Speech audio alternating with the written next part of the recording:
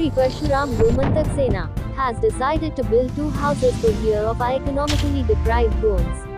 Under the same initiative, we began building our first house of Mr. Sakharam Matnekar in May. We are committed to serving our society selflessly. Shailendra Velinkar. नमस्कार, हांव शैलेंद्र वेलिंगकर, अध्यक्ष श्री परशुराम गोमंतक सेना. आज सगळ्या गोंयकारांक श्री परशुराम जयंतीच्यो शुभेच्छा, अक्षय तृतीयाच्यो शुभेच्छा.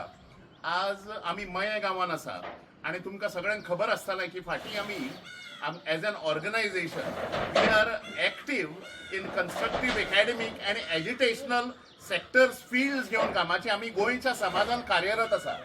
आज मये गांवांत सखाराम बाब माटणेकर म्हणून आमचोच गोंयकार म्हणजे आमच्या वडिलांच्या एजीचे सखाराम बाब माटणेकर हांच्या घरा कडेन आसात आमी.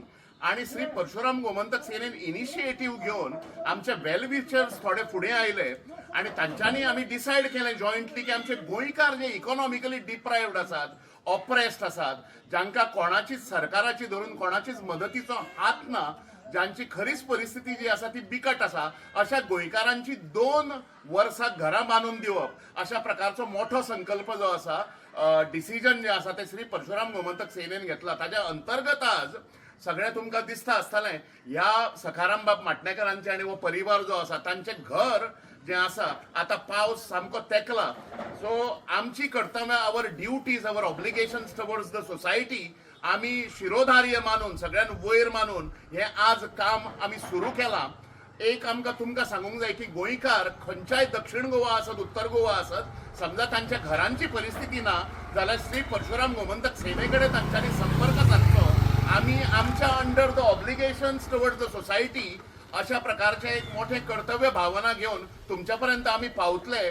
आणि गोंयकार खंयचोच घराक वंचित आसचो न्ही, जेवणाक वंचित आसचो न्ही. गोंयकारपण जे आसा it nurtures the culture of compassion rather than competition. हे आमी आज याद दवरपाची गरज आसा. त्यामुळे एकामेकाक पावून आमी समजा रावले, जाती भेद पंथ सगळे विसरून समजा एकठांय रावले जाल्यार गोंय जे कितें जे उरलां गोंयकारांच्या हातान ते आमकां व्यवस्थित सांबाळूंक मेळटलें. धन्यवाद.